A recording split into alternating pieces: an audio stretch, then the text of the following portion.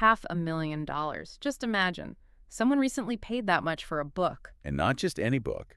One that was kept hidden, locked away for, what, over 70 years? Exactly. Because it was considered too controversial. The author was Napoleon Hill. You know, the guy behind Think and Grow Rich. Right. And this hidden book, the one that cost a fortune, is called Outwitting the Devil. It's just fascinating. Because this isn't your standard self-help fare from Hill. Not at all. No, the whole setup is, well, unique. It's framed as a direct, no-holds-barred interview with the devil. Yeah, you heard that right. An interview with the devil himself. He's supposedly spilling the secrets on how he holds humanity back. It sounds pretty out there, I know. Definitely raises an eyebrow or two. But here's the thing. Whether you believe in a literal devil, pitchfork and all, or just see it as a metaphor for, those negative forces we all struggle with. Internally and externally, yeah. The insights, they're surprisingly powerful. So our mission in this deep dive is to really unpack the core ideas from this strange dialogue. And see what it can teach you about the things holding you back. Think of it less like theology, more like psychology in disguise. Exactly. Psychology with a very provocative costume on. And the story behind the book, how it even got to us, is pretty key to understanding its weight. Totally. So Hill writes this in 1938, and it just sits there, unpublished, over 70 years. 70 years. Amazing. Then Russell Brunson comes along. A name many people, especially in online business, will recognize. Right. And he doesn't just find it. He actively goes after it. Pays over $500,000. Over $500,000. That number just floors me. For a manuscript. It really says something, doesn't it? About how valuable he thought those insights were. Not just some old document, but something vital. A missing piece, maybe. What did he see in it, What made it worth that much, especially after all that time? Well, I think it suggests the book's directness, its refusal to pull punches about why people fail. That really resonated, even today. And people who know Hill's work seem to agree. Jean Chatzky, for instance. She's a respected financial journalist, really studied Hill. She calls Outwitting the Devil another potential world changer.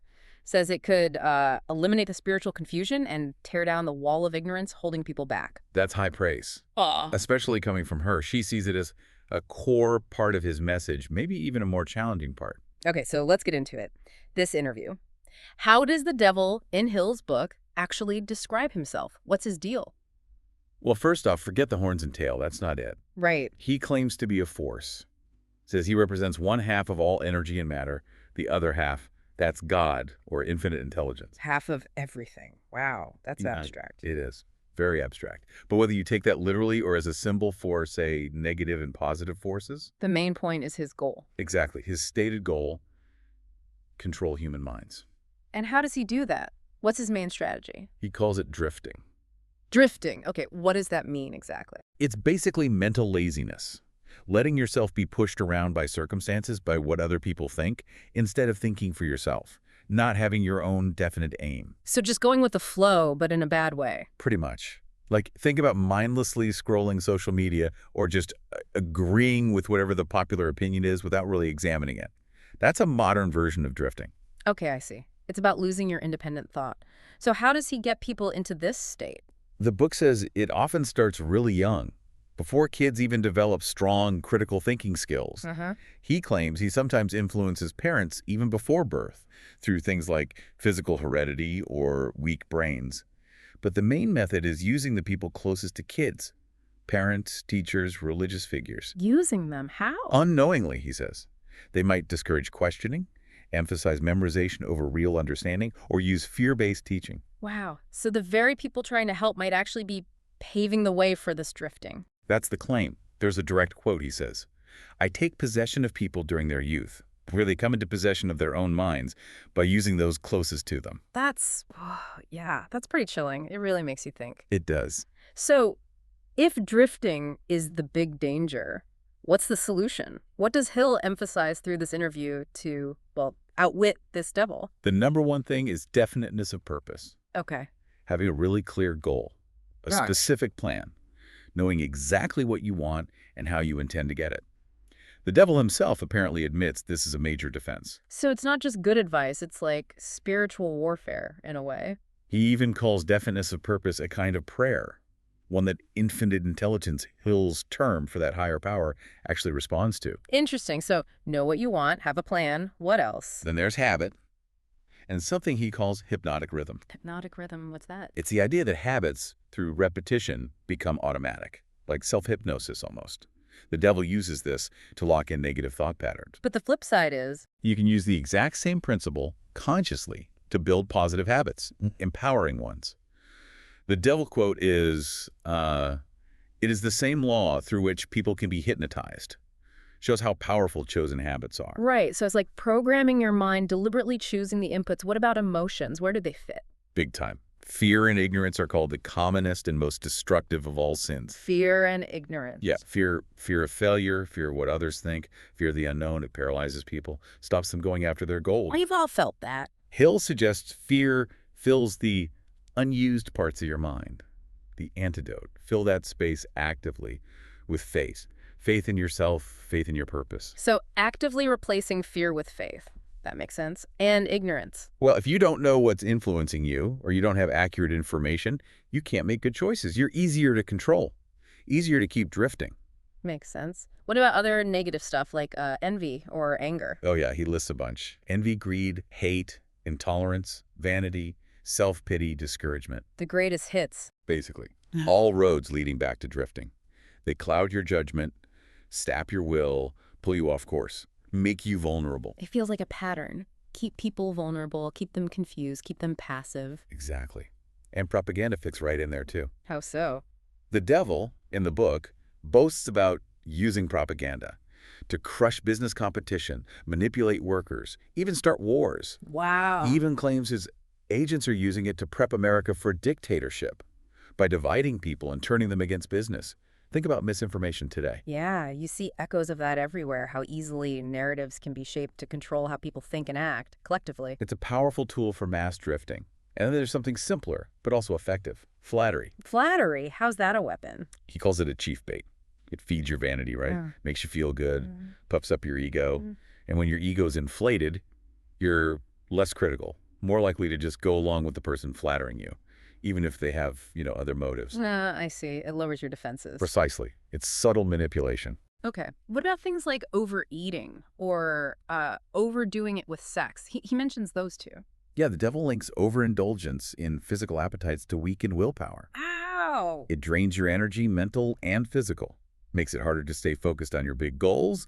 You become more likely to just seek immediate pleasure, take the easy path, which is Drifting again. drifting again. So self-control in those areas isn't just about health, it's about mental strength too. So discipline has a mental payoff. Interesting. And loosely organized opinions, what's the harm there? It's about talking without really knowing, forming opinions without solid facts. He calls it a grasshopper mind. Grasshopper mind. Yeah, jumping from one half-baked idea to another, Yeah. no real depth. It stops you from thinking deeply, focusing, just more drifting. Speaking like an expert when you haven't done the work. Right. Mile wide, inch deep, easily swayed. Okay, this is all pretty sobering stuff about how we get tripped up. But the book also talks about something positive, right? This other self. Yes, this is crucial. It's kind of the counterforce within us. Hill brings it up by mentioning Andrew Carnegie. The industrialist. Yeah. Carnegie believes success often comes from tapping into some kind of inner guidance, an intangible force, especially when things get tough. Like intuition. Or subconscious. Something like that. Hill shares his own story, too. After a big failure, he felt this strong, intuitive push to go to Philadelphia. And then things just worked out there. He got help he needed. Unexpectedly, yes. Exactly the help you needed. But Hill is clear. This other self guides you, gives you insights, maybe points the way. But it doesn't do the work for you. Right. It gives you the compass. You still have to walk the path. It's about accessing this deeper well of strength and wisdom, especially in adversity. So really, outwitting the devil comes down to consciously choosing these positive principles. Yeah, it's about definite purpose, controlling your thoughts, choosing faith, building good habits. Listening to that inner other self. It's like learning the devil's playbook actually reveals the rules for winning your own game. That's a great way to put it. Understanding the negative tactics illuminates the positive path. It makes the principles of success the ones that counteract drifting crystal clear. Things like planning, faith, managing time, choosing your environment and friends wisely, harmony, caution. And seeing failure not as an end, but as a temporary defeat you can learn from. Exactly. It boils down to that choice. Live deliberately, with purpose, or just drift. Yeah. So you can see why this book, even with its weird format, hits home for so many people. For sure. Putting these timeless ideas into a dramatic interview, it makes them stick. It's not just advice, it's a story, a struggle. And it tackles things everyone deals with: ambition, fear, doubt, head on. It gives you a framework for understanding those pressures inside and out. And you see people like T. Harv Eker saying it helps you own your life, or Don Green from the Napoleon Hill Foundation talking about its lasting wisdom. Right. And Hill's own belief that accessing that other self is possible for anyone, unless they're totally consumed by greed. That links success to some kind of integrity. Okay, so let's wrap this part up. Our deep dive really underscores that need for clear purpose. It highlights the danger of just drifting through life and the absolute need for self-awareness to spot those forces holding you back. Understanding these ideas, the way Hill lays them out, it really puts you back in the driver's seat. It's about moving from reacting to life to actively creating it. Exactly. Proactive, not reactive. So, you've listened to this deep dive. You've heard about the core ideas in this pretty intense book, Napoleon Hill's Outwitting the Devil. But listening is one thing. Now comes the important part. Don't just let this be interesting information that fades away. This is your call to action, your Dan Kennedy moment, if you will. You need to do something with it. Yes. Immerse yourself in it. Really grapple with this conversation between Hill and his devil. Find out what else is in there. Which brings us to the real question for you listening right now. You've heard some of the devil's supposed secrets. What are you actually going to do about it? What steps will you take to outwit those forces in your own life? And to help you take that step, we've put a link right in the show description.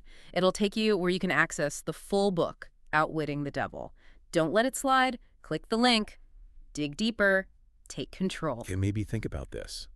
That power to overcome, to outwit your own personal devil, it's probably been inside you all along. Maybe this book is just the key you need to finally unlock it.